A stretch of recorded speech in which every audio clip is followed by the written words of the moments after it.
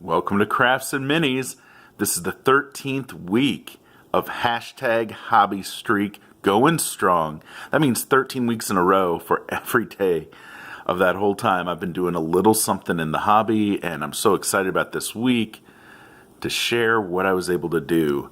I want to start over here. So you know the channel's called Crafts and Minis, obviously a nod to crafting terrain and also crafting minis. But I definitely focus more on the minis side of that title. But this week I did a little bit of crafting of terrain, which I was really excited about. Did a quick video to share some of my techniques for basing this stuff. And this is just an encouragement. Go hunting. I found this leafy stuff on sale, on clearance at Michael's, which worked out terrific, which is one of those big box craft stores. And then I used a coupon on to get 40% off. So it worked out awesome to get these different types. So if you want to see how I based it, check out that other video. I painted it up for the bases to match the bases of my miniatures. And you can see there that when they're on the table together, they're going to look awesome. But what's so cool about this is having a little variety in your vegetation. So, like, if all your vegetation looks the same, it can work. It's something on the table, which is better than nothing.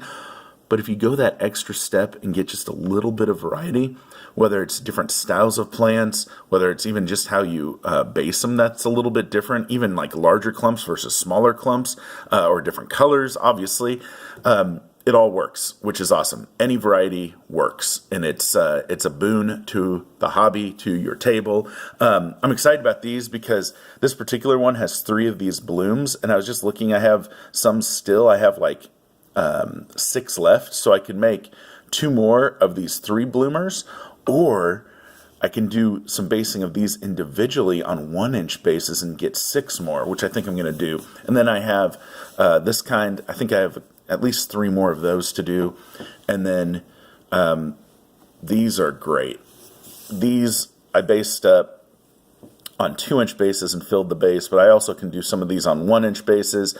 This is the type of thing also that could work on your miniature bases. If you want to base a miniature to look like it's in some heavy jungle or brush, then yeah, go for it. These are really cool. A little difficult to paint the bases, right? Because I based them up and textured before I painted like I normally do. And getting in between these to paint was, you know, a little bit of work. Not that much work. It's our hobby. It's not, nothing ever is too crazy. But it worked out. And, you know, of course, I got some of the brown ink on the leaves themselves, which don't worry about it. It's out in the world. It can get muddy and dirty and all that good stuff, but that's really cool. Another thing I did was this little well. Now, I put this on a base. It's a resin piece. I put it on a 2-inch base, an MDF base this time.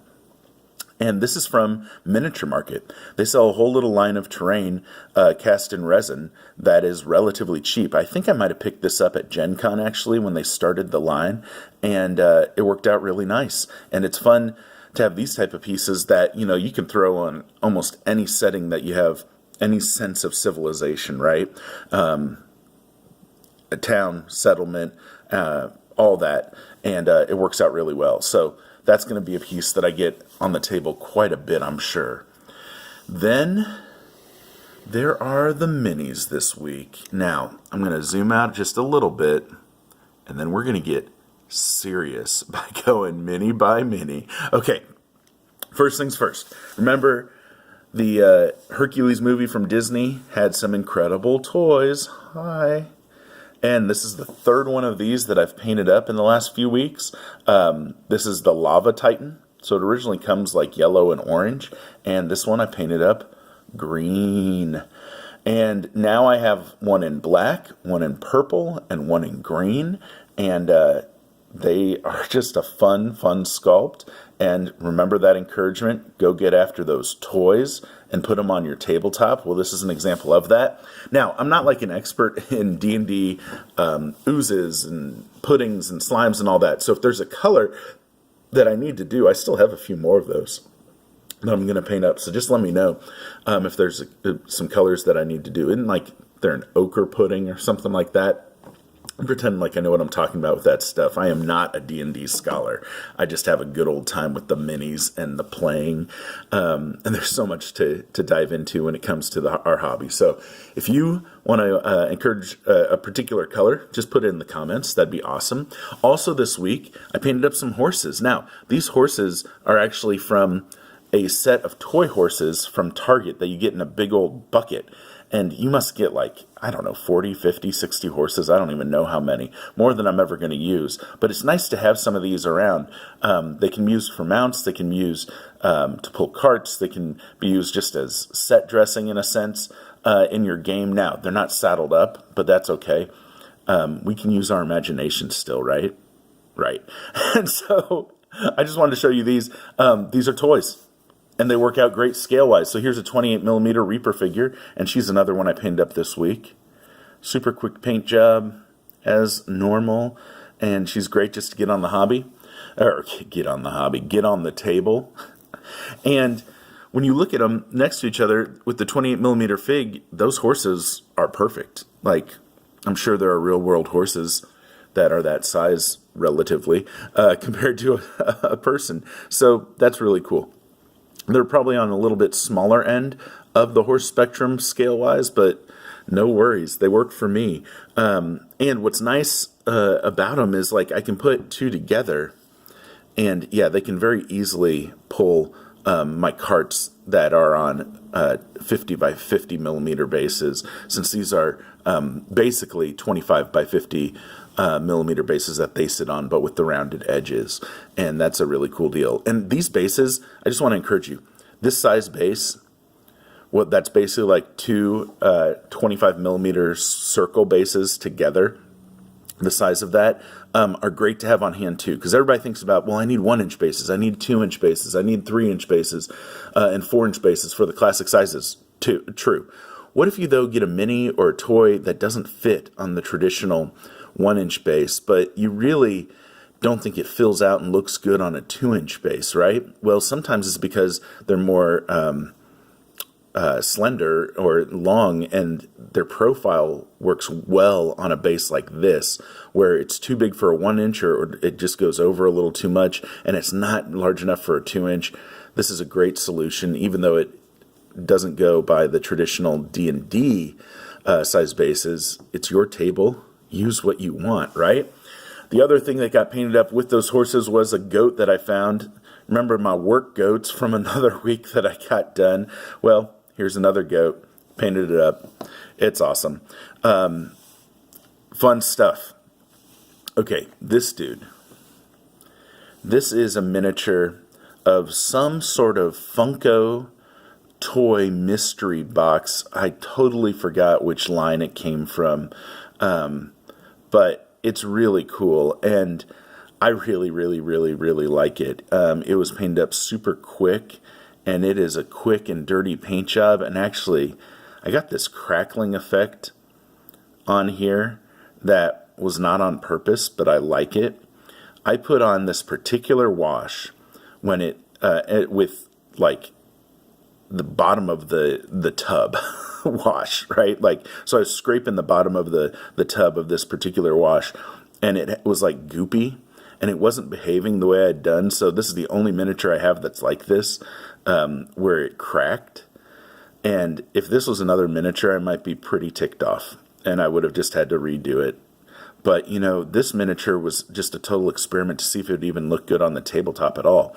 And I thought being primarily one color might help this fit in on the tabletop more. And I'm not going to probably ever get any more like this, although I do have a bad habit of getting a ton of the same miniature when I like them. I pick them up all the time on eBay and other finds.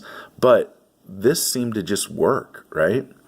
I mean, I think the crackle effect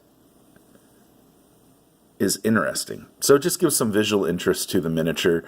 Yes, I could totally repaint it and all that, but it is a dirty, grungy mini with a big maw and big red eyes, because you know I paint the eyes red on the monsters. That's what I've been doing, and it's been a lot of fun.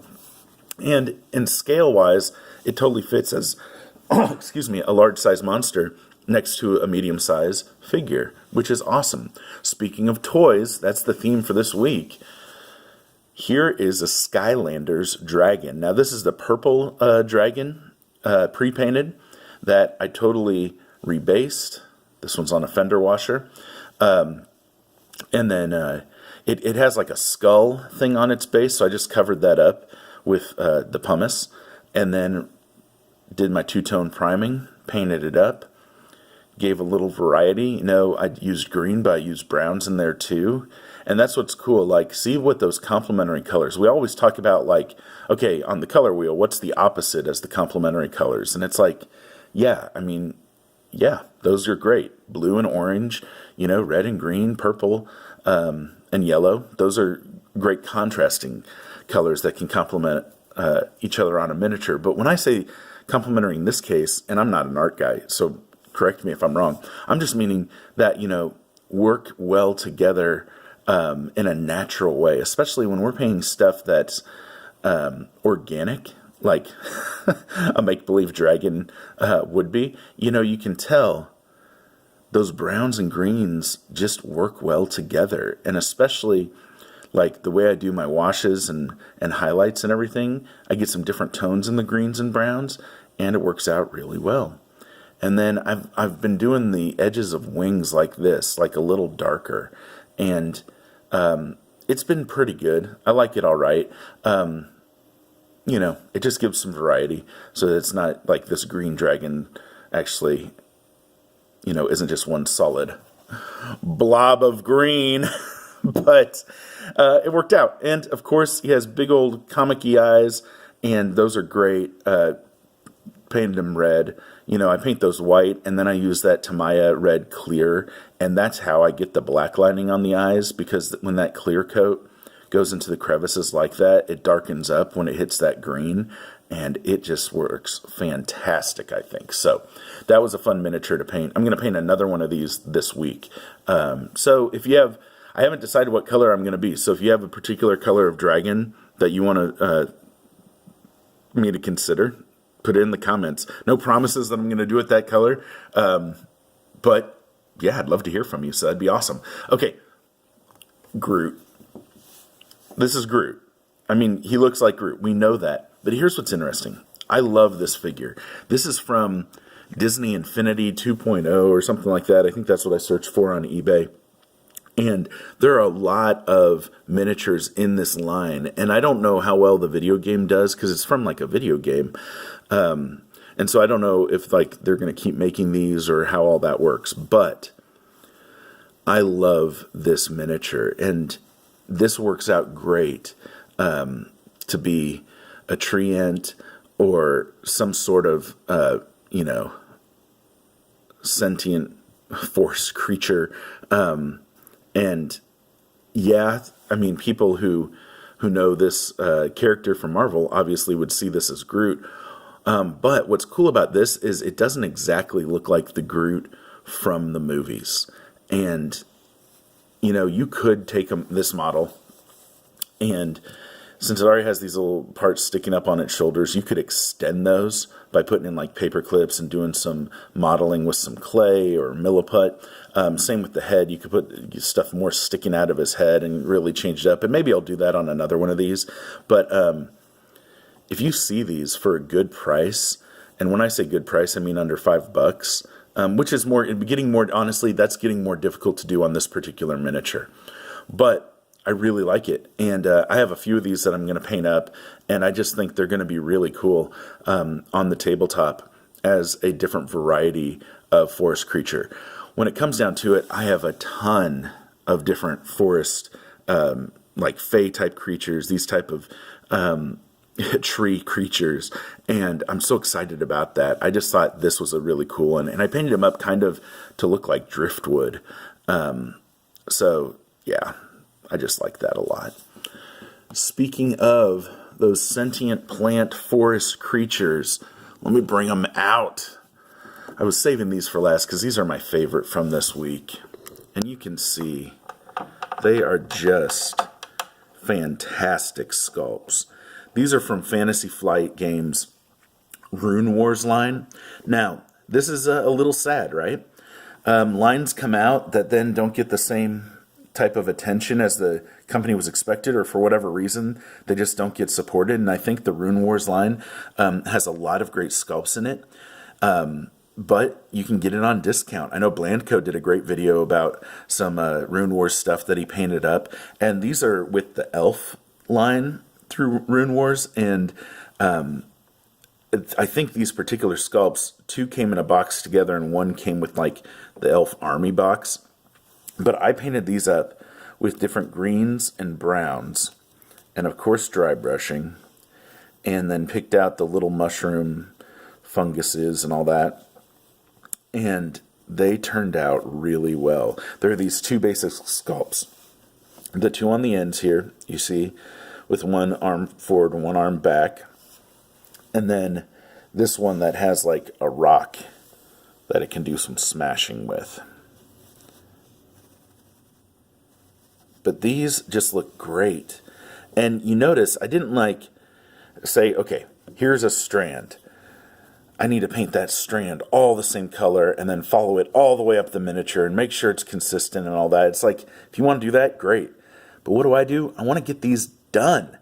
Done is beautiful. And so these are a bit of a mishmash of colors, but it all works. When you put those greens and those brown inks together, and then you do some dry brushing, and then you ink a little more, and then dry brush some more, it all works. And yeah, there are little like leaves on there, so those, for the most part, are more green. Great. But you can just see when you get all those different colors together on a miniature like this, and it's more organic, you can get a really cool look. And these turned out, I think, great. I have more of these too, and I don't know how many I'll need for the tabletop. I've gone away from doing a Nature Army and Kings of War. I actually have a bunch of those Groot models for a potential Nature Army, and maybe I'll have to reconsider it because I do have some more of these particular sculpts that would work great in a Nature Army for Kings of War, but I really like these for the tabletop for D&D. And they're on the 75 millimeter basis, so the 3 inchers. So they would count as a huge size creature in the game. But, you know, I just think they just have a ton of character. And the way they did these faces, I just love. You know, like the hollow log that, you know, is just awesome. Now, on the box art, and I think on some others I've seen done, I believe they're like glowing from in there. So if you wanted to try that effect, cool. But I just wanted to show you what I did, and I really enjoyed it. So this hobby streak has been a lot of fun. And what's really cool about some of this is I was able to prime some of these, like those Rune War Vine guys, the Groot, the Dragon, and this dude from the Funko Mystery Box. I know we're primed after I did some basing on the road because that hobby streak was in danger. I went away for a weekend and I wasn't sure how I was going to paint. I couldn't do that, but I could do some very simple basing with my pumice on the basis, so I kept that hobby streak going. And then what was cool is the weather had a break in it long enough one day last week where I was able to do some priming and got that done, which was awesome. And I have some more from that same group that I based together. I'm so excited that I have prime so I can work on this week. But here's my regular Monday update, which is crazy that we've been doing this now for 3 months. Every Monday, giving you a little taste of what I've been doing in the hobby. And I just want to encourage you, there are so many ways to enjoy this hobby. And I just want you to do a little bit of that this week. Enjoy this stuff, even if it's just getting inspiration by watching what other people are doing. It's so cool. So I appreciate all the comments and new subscribers and just all the encouragement that I get. And let me know about, what color pudding you want me to do. Or color dragon. Maybe there's more opinions about what color dragon I need to have on the tabletop. But I just really appreciate you checking in. I'm excited to get after this week as well. So, yep, this Crafted Minis signing off. Go get after your hobby.